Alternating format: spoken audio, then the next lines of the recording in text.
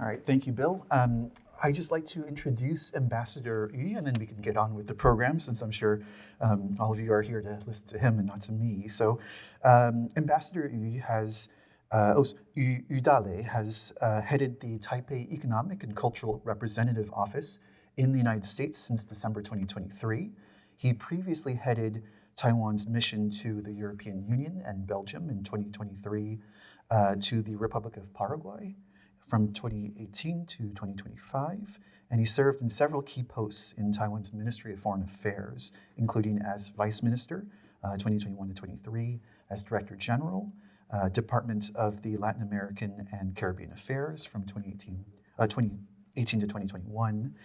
Ambassador Yui holds a BA and MA degree from Texas A&M University, and he was Senior Executive Fellow at the Kennedy School of Government at Harvard University. So please join me in welcoming Ambassador Yui to University of Washington. So we have a series of questions that we will discuss the nature of the U.S., Taiwan, China relationship. So I'll get started with the first one. This first question is about President Lai Ching-te. So President Lai has been in office for about a year now. What are the important changes that President Lai has implemented so far? Well, first of all, it was important for us to show the United States and the world that this is a ruling party, one president turning over the government to another president who is from the same party. So the same line of government continues, the same way of doing things. Pretty much the same. But President Lai has advanced on certain pillars that he has deemed important. But basically, it's a continuation of that has been done for the past 8 years during President Tsai Ing-wen's administration. Put more strength on economic resilience, on defense, on how we work with international communities, but also a stable and logical leadership on handling mainland Chinese affairs. Obviously, you've noticed that mainland China has been more and more aggressive and coercive towards Taiwan. That shows some maybe urgency or or in some cases displeasure from Xi Jinping. We can talk about Chinese Communist Party, but nowadays, it's just basically a Xi Jinping regime in China. He's going to rule for as long as his health permits him to be in that position. But he wants to create a legacy that he's the one in China, for mainland China, that got Taiwan into the realms of the PRC. So he has. Many people talk about the 2027 as the D day or the D year, where the PLA is going to advance and invade Taiwan, but again, that's a symbolic point in history, because 2027 is the 100th anniversary of the founding of the People's Liberation Army. So Xi Jinping just wants his army to be ready to do that by that very significant date. But the fact that he is having his troops ready seriously for having the capability to invade Taiwan. Commander Paparo from the Indo-Pacific Command has mentioned appropriately that the Chinese, all the things that are occurring around Taiwan, it's not just war games, it's a dress rehearsal for the invasion of Taiwan, and that's exactly what they're doing. And the intensity is growing and growing, and we are doing our best to make sure that this will not happen by way of getting ourselves also better prepared in the military security, we call whole society resiliency, and also on make sure that our neighbors, be it Japan, Philippines, Korea, and United States in general in that area also, but other countries, even Australia or even as far as Europe, they are aware that this part of the world, the Taiwan Straits in the Indo-Pacific, which is basically Taiwan, this is, as it has been repeated over and over again in these joint declarations, either in G7 countries or bilateral, declarations from the United States with UK or UK with Australia, Japan with Korea, etc. It's being repeated over and over again that the peace stability of Taiwan Straits is indispensable for world peace, and that part of the world is also something that the world looks at very closely with a lot of worry that they should not go into a war. And the war, if it happens, will be catastrophic, not only to us, to China, to all the countries around, but also to the entire world economy, and more so. And Taiwan is not just semiconductors. Me being in Washington D.C., we talk about many things, and sometimes people talk, and I suddenly find out, sort of realize I've been answering lots of questions on TSMC, and I go, wait, I'm not TSMC's representative, but it does highlight that TSMC does play, it's in the minds of many people. Obviously, COVID sort of brought up the fact that a lot of things that are important to our daily, usage is cars, electronics, needs that little chip that, in many cases made by Taiwan, TSMC, etc. So, but again, that's President Lai's, continue to do and to show resolve in maintaining our way of life, our values, which we are like-minded with the United States in terms of going for peace and stability and democracy and the respect for human rights and freedom and all these issues. It's important to Taiwan. Sometimes people say, well, this is not discussed too much in Washington D.C. circles nowadays about values. Talk about more other things, but it does matter. Otherwise, Taiwan wouldn't be at odds with mainland China. We've been at this for almost 76 years now. So it is.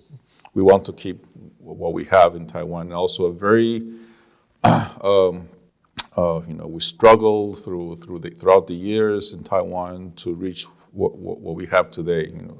Political reform, transition, economic development. You mentioned your book on agricultural development in Taiwan. We used to tell this story to many of our friends, international friends. The agrarian reform, started by Li Guoding, and it's the basis of Taiwan's economic development, and we went through a lot of this, and we have what we have today is something we want to cherish.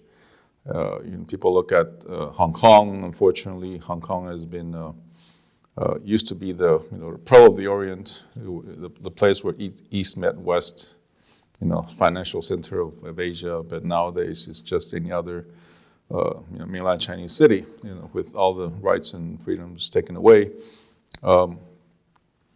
They didn't have a choice, unfortunately. People of Hong Kong, Hong Kong was given to PRC on the platter by the UK. But we do have a choice. We have our own army. We have, again, mainland China never ruled Taiwan, and we are sovereign, and we will not let that happen. But again, to work together with like-minded partners like the United States is in a very important aspect of President Lai's administration. I have to apologize. I will ask you one question about semiconductors, but, okay, no but worries. not yet. Yeah. And the rest are not about Okay, TSMC. yeah. So, okay. Well, I can be Foxconn. It's okay. What have the first few months of relations with the new Trump administration been like? How has it been different from the first Trump administration? Okay, well, it's been anything but boring, to say the least. And I've been comparing what has happened since January 20th, as going. It's like pre-Christmas when you're at home and you have this advent calendar, this little house which has a lot of shelves, and every day you pull one and open up and see what's the surprise of the day. Well, that's exactly what has happened in Washington, D.C., and sometimes within the shelf, there are not just one, but 2 or 3 surprises, per day, and that's what has happened. The pace of which things has developed in D.C. has been furious. From day one, and from day one, President Trump signed over 100 executive orders and all this Doge things, and so it's been quite crazy in D.C. In what relates to international relations between the United States and Taiwan and other countries. Obviously, the main the highlight has been the announcement on February 2nd of the tariff, reciprocal tariffs. That day was a moan heard around the world. Every single country, island and whatever, got slapped with at least 10% and above. Taiwan, we got 32%. And people in Taiwan were freaking out, saying, what's going on? Who should we talk to? And, how would we proceed from now? And 32%, how are we going to survive with this? And I did tell Taipei, okay, don't worry. Well, not worry, but, 32 is just a number. It could have been 100, could have been 20, whatever. It's just a number. There is a formula, it was the deficit divided by the exports, that number then divided by 2, which is a number that the tariff that Taiwan was getting.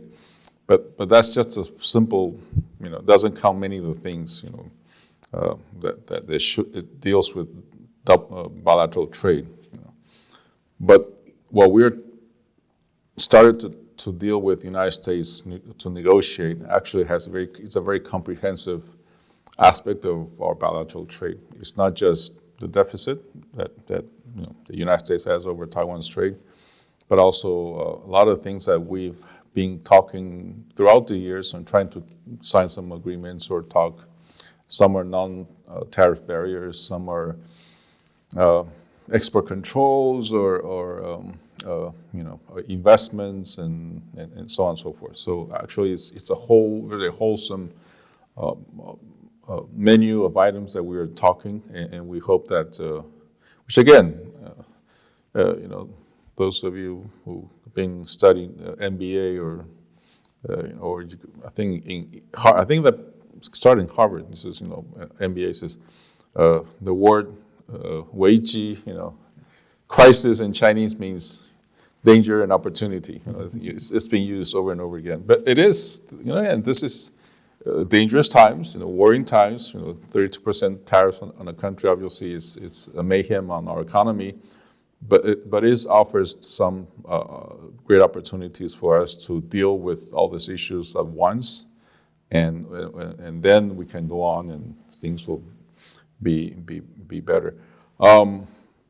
What I want to say is that President Trump's has been naming Taiwan when he was a candidate, and also named Taiwan repeatedly after he won the elections, and at the beginning of his administration, he was also still naming Taiwan, certain things. First of all, that we stole semiconductors from the United States, therefore we stole the jobs, and he wanted it back. And also about security, that we should pay for, we should pay for United States security or protection from Chinese aggression. As many of you know, going back to TSMC, we didn't steal the semiconductor from you. It was Morris Chang, the founder of TSMC. He was vice president of Texas Instruments back then. And he had this brilliant idea of doing, semiconductors, which is doing it for some other people. Not do the design itself, but have other companies do the design, and you do it. The company does it for them, and that's it. And they can do it for many other companies. So you don't have to do both design and production. But it was rejected by Texas Instruments, and also I think he also brought this idea to some other places, and then they were all rejected. So Taiwan said, Mr. Yan Chang, we're interested in your project. Come to Taiwan, let's talk. And TSMC was born. And there was some financial backing from government at the beginning, I think up to 48 or 49%. But now it's mainly a private company. Government stake in TSMC is very small. I don't know, probably 5 or 6%. I don't know, but it's a very small percent. But so this was born out in Taiwan, and then TSMC has been, they spend billions of dollars in research every year. So it's not something that just like some other people do, just cheat, steal, copy, and and then they improvise or and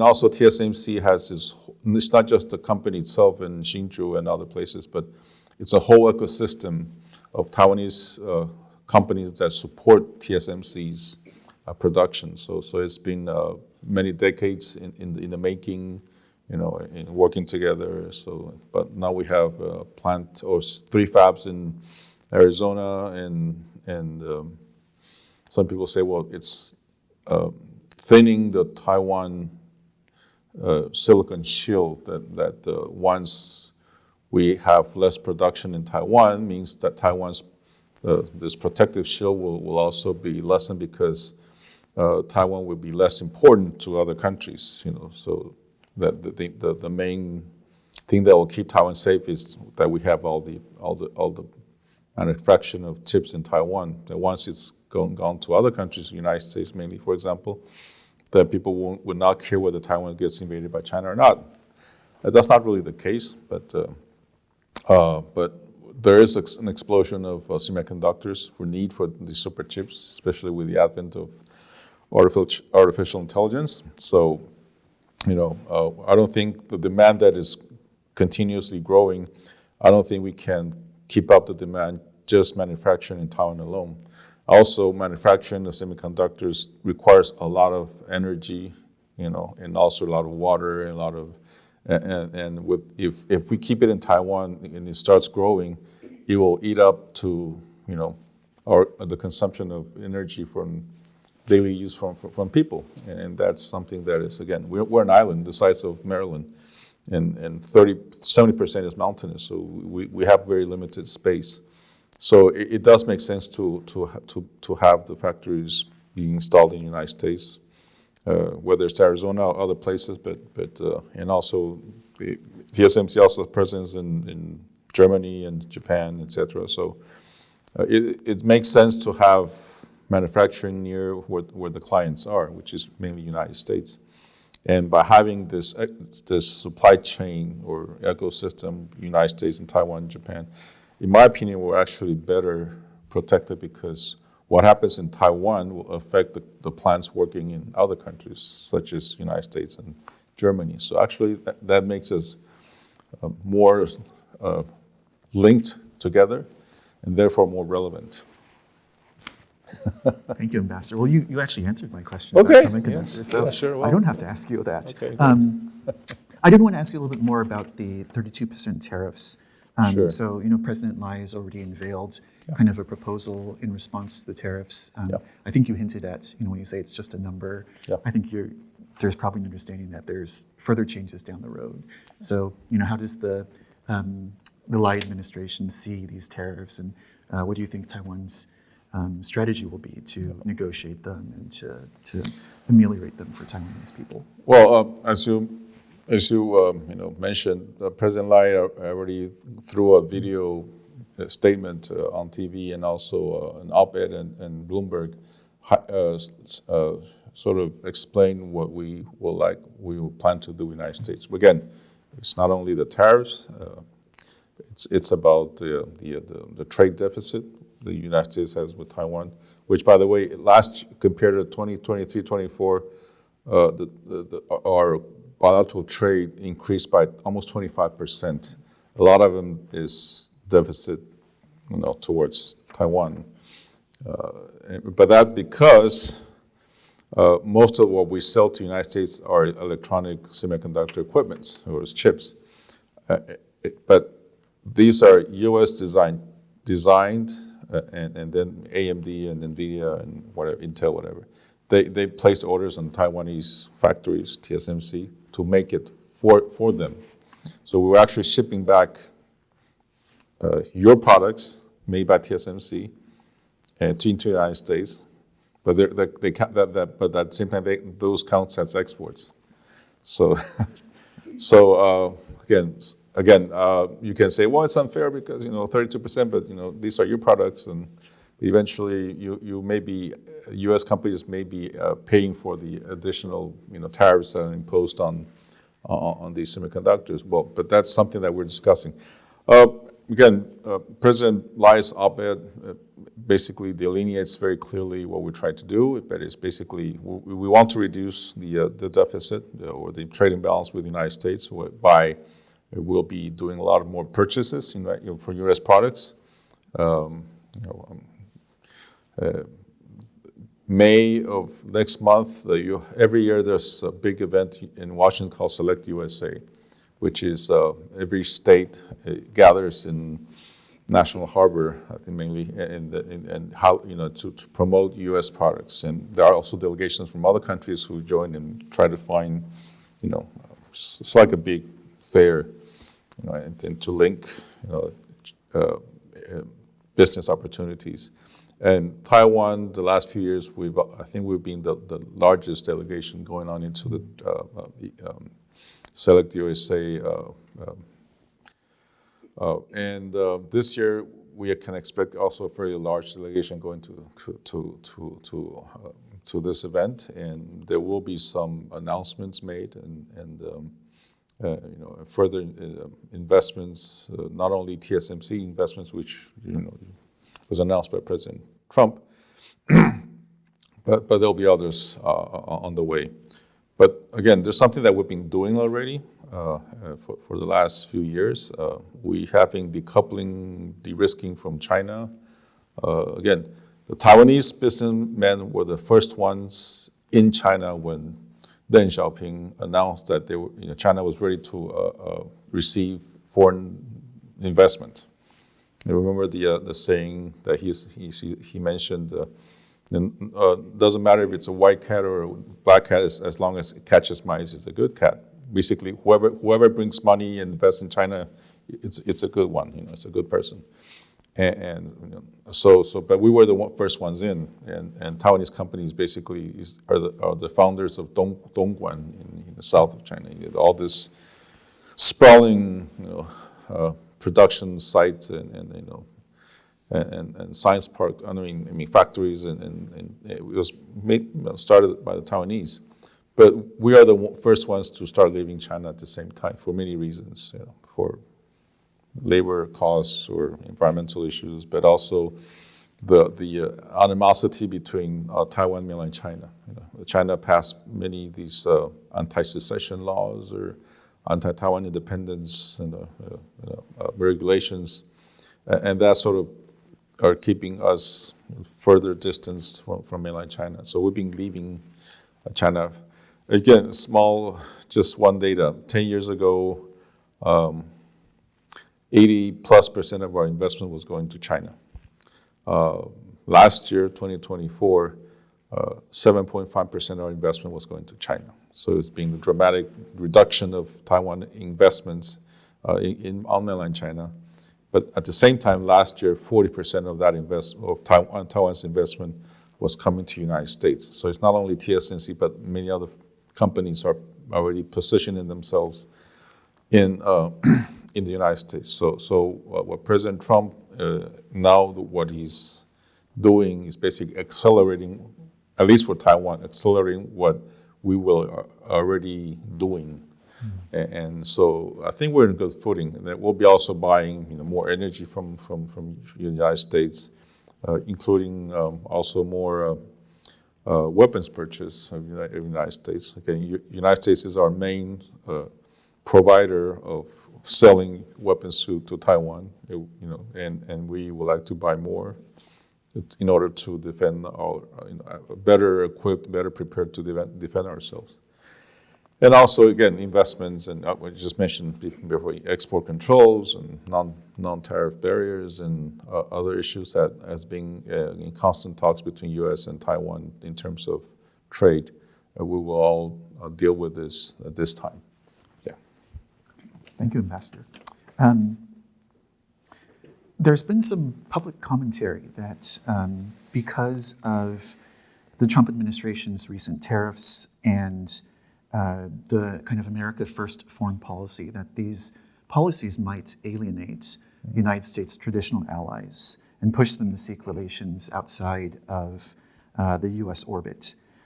How does Taiwan see this issue? So, for example, will Taiwan also seek to build closer relations with its East Asian neighbors, with South and Southeast Asia, with Europe, et cetera? Yeah. Well, first of all, going backwards for your question, well, Taiwan, we have been, again, part of our strategy to depend less on PRC, mainland China, commerce and trade. Because of that, we have already been promoting a Go South policy for some time now. So again, this is not related to President Trump's what's happening now. So we've been trying to, again, reduce the dependency on China and find alternative, diverse, ways to do trade. And then that's why we're also applying to be members of CPTPP, because that's where a lot of markets are and so on and so forth. But we are increasing our engagement with Japan, with Korea, with the neighbors, Philippines, etc. But business-wise, we are having, all these factories that are leaving China, they're going somewhere. Many are going to Southeast Asia, maybe Myanmar, Cambodia, Vietnam, some in the rest of the Southeast Asian countries. But many of them also are landing in the Western Hemisphere, United States, and also many of them in Mexico. About President Trump, whether that will cause, alienate other countries. To be honest, this U.S. position on Ukraine, after January 20th, it did cause some worries in Taiwan. Again, during the war, people related to us saying, well, what the invasion of Ukraine by Russia could be seen as a mirror of what could happen to Taiwan. The China, PRC's invasion of Taiwan, which would be like a mirror of what's happening in Ukraine. And actually, it has brought some awareness from the Taiwanese people of that a conflict can occur in our homes, in our land, because you see what's happening in Ukraine, and you have bombs and missiles falling in Kiev and other cities, and you have people have to leave their houses, and this is the 21st century. You would think, well, we're so advanced, but these are things that are happening. Conflicts are happening, and people in Taiwan are more aware that this can also happen in Taiwan or the Taiwan Straits. So again, but the turn of events on Ukraine's, by the United States after January 20th, people start talking about, well, now again, if U.S. can do this to Ukraine, will it do it to Taiwan also? Well, my interpretation, trying to find some meaning in this, is that the United States does want to end the war in Ukraine as quickly as possible, and some people think, well, but why is U.S. so friendly to Putin, to Russia? Well, maybe that's President Trump. Yeah, I think people have commented maybe he's just trying to, ease Putin into the negotiating table. So you cannot really be in bad terms if you want to talk with them. So you have to be at least show some, some friendliness, etc. Well, it's up to you to interpret the Ukraine situation. But what about Taiwan? But the United States is trying to end the conflict in Ukraine, but also try to deal with the Middle East, with the Hamas issue, Israel, Hamas, etc. So that it can concentrate on the Pacific, and basically it's Taiwan, and the region. Secretary of Defense Pete Hegseth was in the area maybe a couple of weeks ago. And that's exactly what he said. And Commander Papara from the Indo-Pacific Command is being also saying the same things, that I think Indo-Pac has the largest concentration of military resources of all the U.S. forces. It's concentrated in the Indo-Pacific. So there's, for the United States to see the area as a potential, hotspot conflict zone and be ready to deal with it. So in my opinion, I don't think we're being left out or being abandoned. More so that we're being turning to the focus of attention of a potential flash zone of conflict. And you and I, both sides, were preparing the best we can so that this conflict will never start or happen. And one of the things is that it's being repeatedly over and over again, is peace through strength. Again, the better we are prepared, the better we are armed, the better our forces are trained, the better our forces can interoperate amongst ourselves in a time of conflict. The less the PRC will be inclined to do this, because they know that we are a formidable force, not just by ourselves, but also amongst other like-minded partners. But again, people say that why should we care about Taiwan? You're doing well, you have money, you can spend your money. Why should we die for you? Why should we, worry about Taiwan when we have other things to do or better? But the whole thing is the PRC's ambition is not just on Taiwan, unfortunately. Taiwan obviously is one of their major goals for Xi Jinping. Again, he wants to be the one who got Taiwan back. But PRC, Xi Jinping has been saying this also publicly. It's not nothing new. He has been saying that the demise or the fall of the United States is inevitable. It's a matter of time. The downfall of the United States is inevitable, and the rise of China is also a matter of time. You're going down, they're going up. And the rejuvenation of China and washing up the shame that the Chinese went through in the 19th century, but these colonial powers or the forces occupying the Beijing, etc. So they're going to wash away this shame and become a great country. And that's just in his mind. So he had larger ambitions. It's not that the PLA is now having a 300 plus strong navy for literal defenses. I mean, remember a couple of weeks ago, the Chinese Navy conducted live fire exercises off the coast of Sydney, Australia, without warning, by the way, And then they decided to do a circle around Australia, just a show of force. And also they have more and more presence in the South Pacific and also elsewhere. Many of the projects that the so-called road and build initiatives have to do with China strategically positioning themselves in different areas. For example, Peru, the port of Chancay is the largest port in the Americas.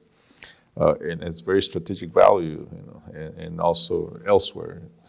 So again, China's ambitions goes way beyond Taiwan, and we're sort of like the stopper of the genie bottle, Taiwan. If the stopper named Taiwan is unplugged, then you'll have much more to worry about.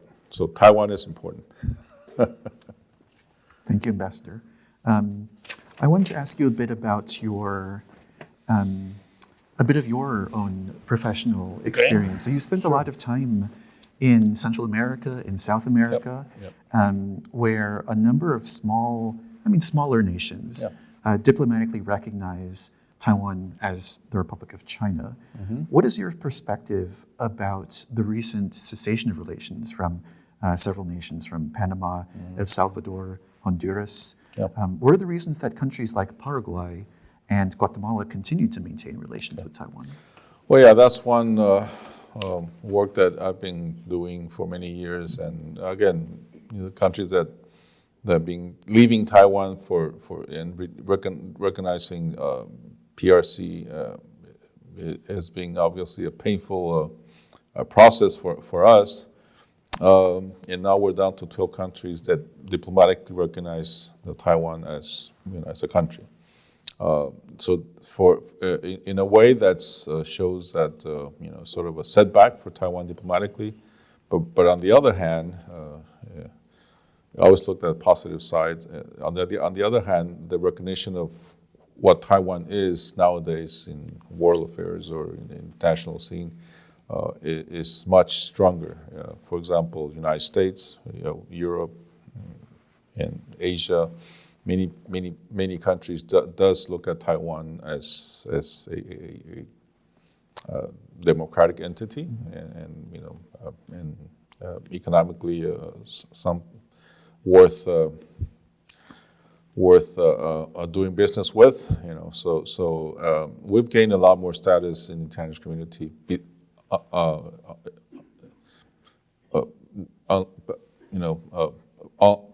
the fact that we're still losing, we lost some diplomatic recognition.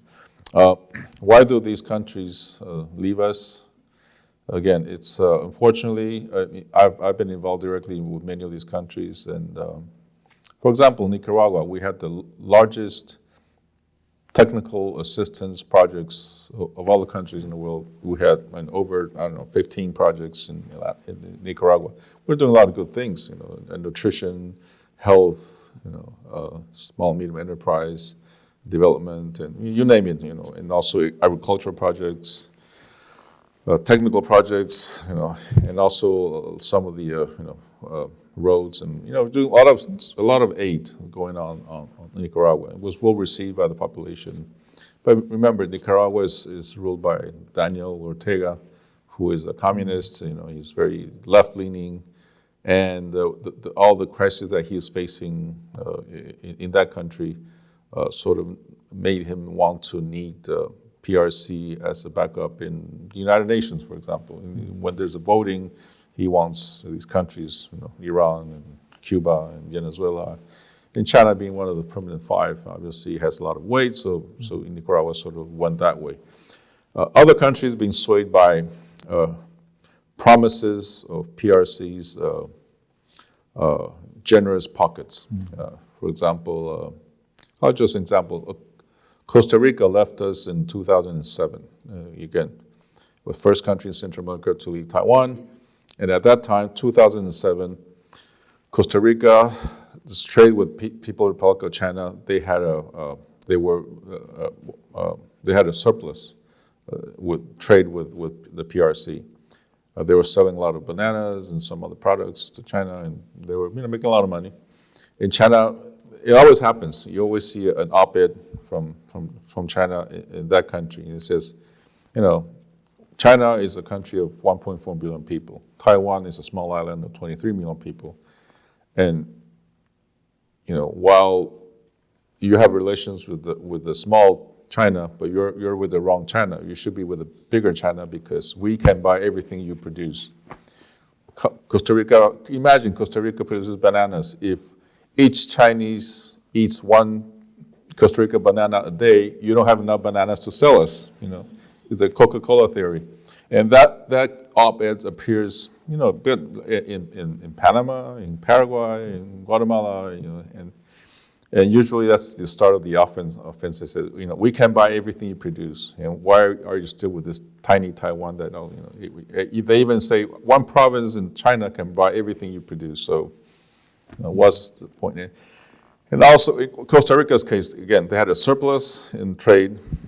2006 and 2007, they were selling a lot more bananas and buying, and obviously they promised to buy a whole lot more, and they also promised Costa Rica several projects, a stadium, a refinery, oil refinery, urban housing, roads, and something else. The switch occurred the next year, 2008. Costa Rica-China trade became a deficit. Why? Because China accomplished its objective. They didn't need to buy more bananas from Costa Rica. That was it. So Costa Rica said, wait, you should be buying more because, so let's sign a free trade agreement so that Costa Rican products can be exported zero tariff to China. They said, okay, let's sign a free trade. So 2010, Costa Rica and PRC signed a free trade agreement. Guess what happened? The trade deficit from Costa Rica to China is like 30 times worse because Chinese products were entering free of zero tariff into Costa Rican markets. And, you can imagine Chinese products flooding Costa Rican markets. While, again, there was no incentive for China to buy Costa Rican products because their only interest in Costa Rica at that time was to kick Taiwan out of San Jose, the capital. And that was it. And then they did build them a stadium in San Jose. If you go to, I've seen the stadium firsthand. It's not even a stadium worth playing here in Washington, University of Washington. I'm sorry. No, it's just it's probably a high school sized stadium. And that was it.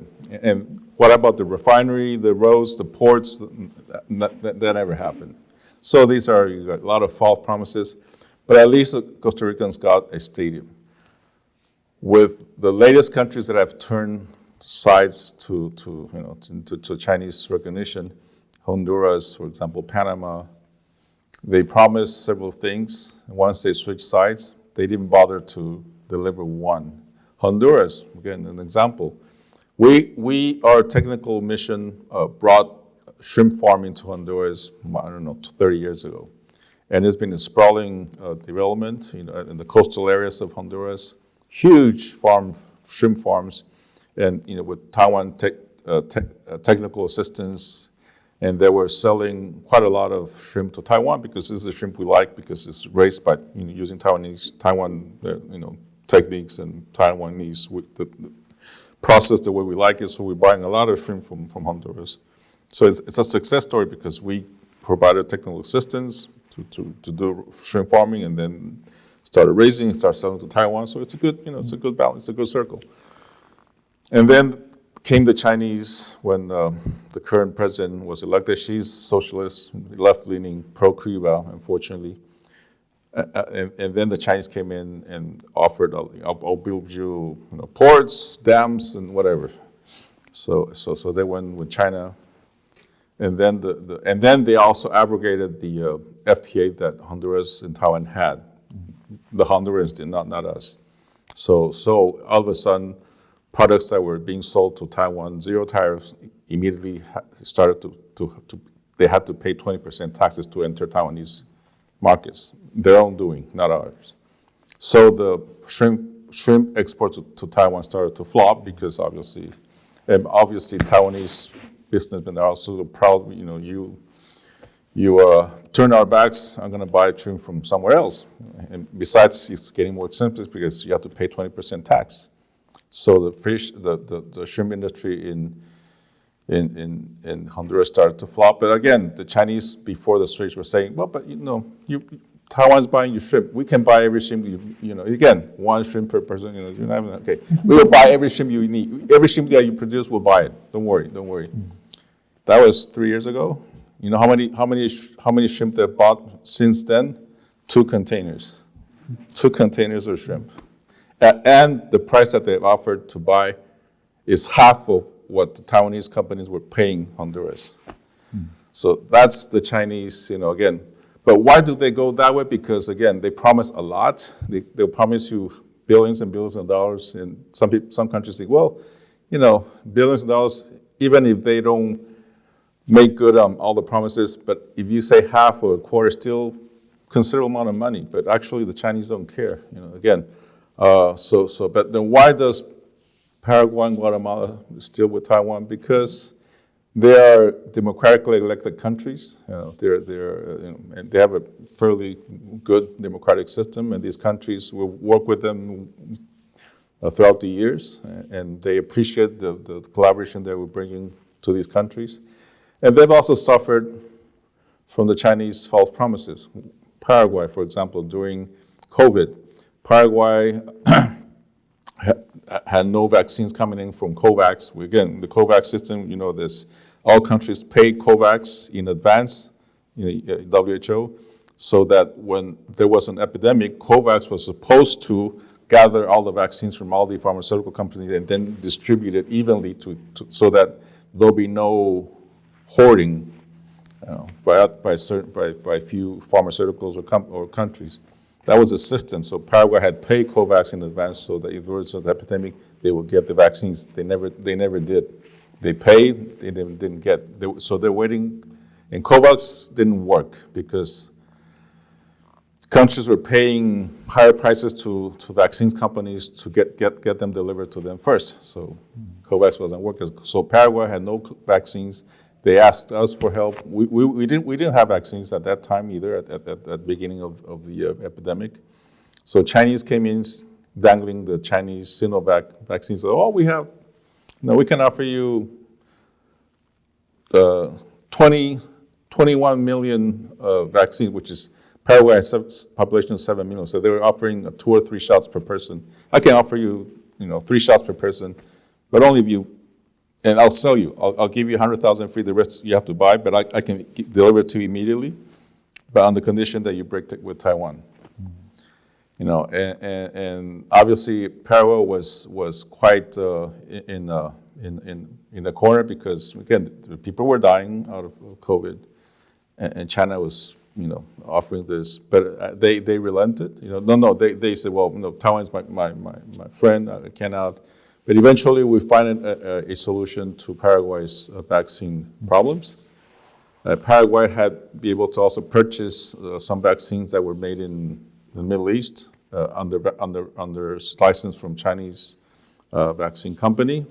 But when China found out that it was Paraguay buying the vaccines, they forced the company to not sell to Paraguay. Again, this is a humanitarian thing, but they were weaponizing vaccines to do these political things.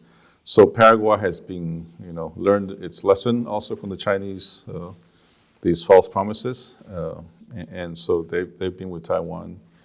And in Guatemala, it's the same thing. So yeah, but again, China makes a lot of promises. They're very bad at delivering and keeping their promises. Same with the United States. Remember Liu He? He came during President Trump's first term. He came to the White House to sign this big memorandum that China was going to buy billions and billions of dollars to sort of even out the trade imbalance between China and the U.S. Where they signed the documents, they never bought anything. So now that they're going to talk and negotiate a deal again, I hope the United States will be very careful in signing anything that they may or may not deliver. Yeah. Last year I read with my graduate students a book by anthropologist Monica DeHart about, it's an ethnography about Costa Rican communities and how they saw the two China issue. And I was very surprised. Oh, really? And reading the ethnography that many just average Costa Ricans have a very deep understanding about Taiwan because of the many decades that the Taiwanese relationship has had. Okay, we only have a few minutes left, so I think the last question, I just ask you to maybe give us some comments about the Taiwanese government's future plans and goals for relations with the United States, with China, and with the rest of the world. Thank you. Well, you mentioned about Costa Rica, and exactly that's the thing. When we were in those countries, Costa Rica, Nicaragua, Honduras, even Panama, we were doing true, real social work. Projects that will benefit the people, and we're trying to help them improve their life, well-being, and social development, economic development. But when China goes into those countries, they don't really care about these small projects. They want the huge project. Just build a massive convention centers, massive ports, massive airports. Because why? So-called Road and Build Initiative is because they want to have these projects to keep the Chinese state-owned companies, construction companies active. They need, they saturated their work in China. They need to have these people employed somewhere, so they sort of offer them to other countries. They offer these countries almost commercial rate loans, and then but on the condition that they have to hire Chinese companies, workers, materials, machineries to make these projects, and then they have to pay back the loans. And all those workers stay in those countries and create some other problems. My conclusion to between U.S. and Taiwan relations, again, Taiwan, you'll see a lot more of Taiwan in the years to come. As I mentioned, we already positioning ourselves in the United States. This is part of our strategy, and before some of the pillars that we deem important for security it was obviously aligned with the United States. In terms of values, it was also aligned with the United States. Economic and trade, before it was basically with China, because that was, we were close and trade was thriving back then, but nowadays we're also sort of realigning our trade with the United States. So United States is our most consequential partner, and we'll be more than happy and willing to continue strengthening relations with the United States. And I think we'll navigate through these interesting times. And all of this, uncertainties that we're facing nowadays, I'm sure that university professors will have a lot of materials to teach political science for many, many years to come. Lots of books. Lots of books, yes. But I'm quite, people say, "Oh, Alex, you're in such a tough spot and this a tough moment." Yeah, it is. But again, I think I'm very proud, or I think I'm lucky in the sense that I'm at this juncture of time in this place, in this position in Washington. Because again, looking back 4 or 5 years from now, things will be okay. But we went through this turmoil, and I was in the thick of it, and I played a part of it, and I think that makes me, But again, I look fairly positive on U.S.-China relations in the years to come, and Taiwan's presence in international community, I think, will also continue to grow, because again, you're looking at Taiwan, recognizing Taiwan. It is a force for good, and also we follow rules. We're compliant with the game that we all play together, and Taiwan also technologically and scientifically is a partner that we can work together with. Again, the future will be defined by, or AI will be a defining thing in our lives, and we have to make sure that AI, this technology, is used for good, to make our lives easier, not to have AI control our lives. And the danger of having AI supremacy by the other side, is that danger that this may be a life-controlling apparatus on us, and that should not be the case. It should be used for, again, make our lives better, easier, and that's a struggle that we will have. And again, Taiwan, United States, and our other like-minded partners, we should work stronger and better so that this stays always ahead of the other side. All right. Thank you very much, Ambassador, for spending your afternoon with us, for coming all the way to Seattle. Let's give a warm thank you for Ambassador Yui. 谢谢，非常谢谢。Oh, thank you for coming to hear me. I didn't know there were so many Washingtonians interested in talking, but thank you very much. Appreciate the opportunity and the time. Thank all of you for coming as well. Thank you.